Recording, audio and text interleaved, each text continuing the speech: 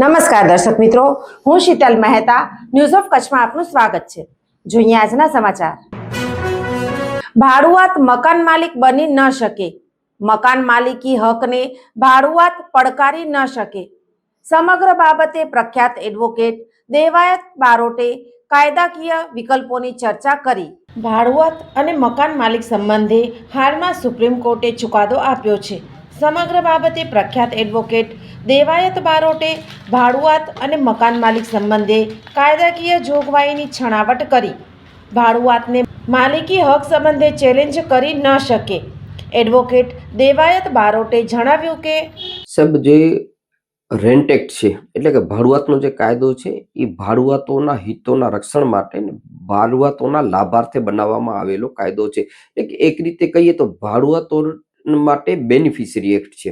એમાં ભાડુઆતોને કોઈ પણ મકાન માલિક છે એ રાતોરાત એમને કોઈ રોડ ઉપર ફેંકી ન દે, એને ઘર વિહોણા કે છત વિહોણા ન કરી નાખે, એટલા માટે ભાડુઆતોના રક્ષણ માટે ઘડવામાં આવેલો આ કાયદો છે.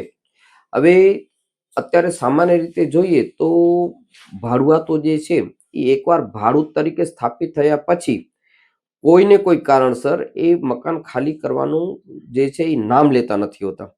એમની પાસે પોતાની મિલકત વસાવી લેવાની કેપેસિટી હોવા છતાં, અથવા જે છે એ બીજી એમની પાસે વ્યવસ્થા હોવા છતાં પણ જે છે ભાડુઆતવાળી મિલકતો માત્ર ને માત્ર પચાવી પાડવાના અથવા ગેરકાયદેસર કબજો ધરાવી લેવાના ઈરાદાથી જ્યારે મકાન માલિકને જરૂરિયાત હોય ત્યારે પણ ખાલી કરતા નથી હોતા, ત્યારે જે છે આ કાયદાકીય જોગવાઈઓ એટ્રેક્ટ થતી હોય છે. પર્ટિક્યુલર કિસ્સામાં નામદાર સર્વોચ્ચ અદાલતે એવું માર્ગદર્શન આપ્યું કે ભાઈ, ભાડુઆતો છે એને માલિકી હકને ચેલેન્જ કરવાના કોઈ અધિકાર નથી. પર્ટિક્યુલર કિસ્સામાં જે છે એ ભાડુઆતો જે છે એ 58 વર્ષ જેવા લાંબા સમય સુધી સતત ભાડું ચૂકવતા આવતા હતા અને જે મકાન માલિક હતા એમણે પોતાની પુત્રવધુની તરફેણમાં આ ભાડુઆતવાળી મિલકતનો વિલ બનાવી અને એની માલિક એને ઠરાવેલી હતી.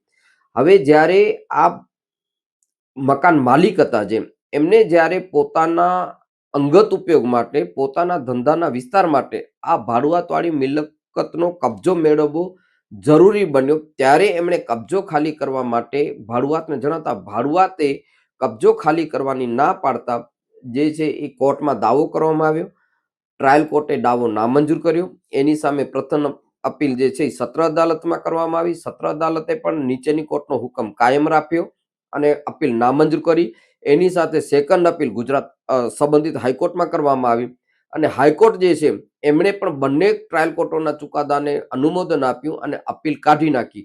એની વિરુદ્ધમાં જે મકાન માલિક હતા એ સર્વોચ્ચ અદાલતમાં ગયા અને સર્વોચ્ચ અદાલતે સ્ટ્રિક્ચર સાથે આ ત્રણેય ચુકાદાઓ હતા એને ઉથલાવી નાખ્યા અને મકાન માલિકની તરફેણમાં ચુકાદો આપ્યો. અને નામદાર સર્વોચ્ચ અદાલતે જણાવ્યું કે આ જે નામદાર ટ્રાયલ કોર્ટોએ જે છે અથવા અપેલેટ કોર્ટોએ છે એ જ્યારે એકવાર ભાડુઆત જે છે એ ભાડું નિયમિત રીતે ચૂકવે છે તો એ માલિક કેવી રીતે પ્રસ્થાપિત થઈ શકે? જો માલિકી હોત તો એને ભાડું ચૂકવવાની જરૂર પડત નહીં. અને એકવાર આ વિલના આધારે પ્રોબેટ મેળવવા માટે અરજી કરવામાં આવે છે મકાન માલિક દ્વારા અને કોર્ટ એને પ્રોબેટ આપે છે, મતલબ કે આ માલિકે કોર્ટે પણ સ્વીકાર્યો છે કે માલિકે આ વ્યક્તિનો હતો ને એને વિલ દ્વારા આને સ્થાપિત કર્યો છે. જ્યારે પ્રોબેટ આપો છો તો ત્યારે તમે આ કોર્ટના ચુકાદાને તમે નજરઅંદાજ ન કરી શકો. એવા તારણો સાથે એમણે જે છે 6 મહિનાની અંદર આ ભાડુઆતવાળી મિલકત છે એ ભાડુઆતે ખાલી કરી, મકાન માલિકને સુપ્રત કરી આપવી અને ચડત ભાડું છે એ પણ ચૂકવી આપવું અને એ પ્રમાણેની એક એફિડેવિટ પણ સર્વોચ્ચ અદાલતમાં ફાઇલ કરવાનો આદેશ નામદાર સર્વોચ્ચ અદાલતે આ ચુકાદામાં આપ્યો છે. શું ફલિત થાય છે અને શું દુર્ગામી અસરો આવે? સાહેબ, ફલિત થવાની હકીકત એવી છે કે આ જે ચુકાદો છે એના મુજબ મકાન માલિકોને થોડીક રાહત થઈ છે કે ભાડુઆતો જે છે એ ગેરકાયદેસર રીતે જે આ જમીનો ઉપર આ ભાડુઆતવાળી પ્રોપર્ટી ઉપર કબજા ખાલી નથી કરતા, એમાં જ્યારે વાજબી કારણ મળી આવે અથવા ભાડુઆત પાસે બીજી કોઈ હકીકતો કે બીજી કોઈ વ્યવસ્થા હોય ત્યારે એમણે જે ભાડુઆતવાળી મિલકત છે એ કાયદેસર રીતે ખાલી કરી આપવી જોઈએ. છતાં પણ લોભ લાલચ વશ થઈ અને ખાલી નથી કરી આપતા ત્યારે આ મકાન માલિકોની તરફેણમાં આ ચુકાદો જે છે એ રાહતરૂપ કહી શકાય.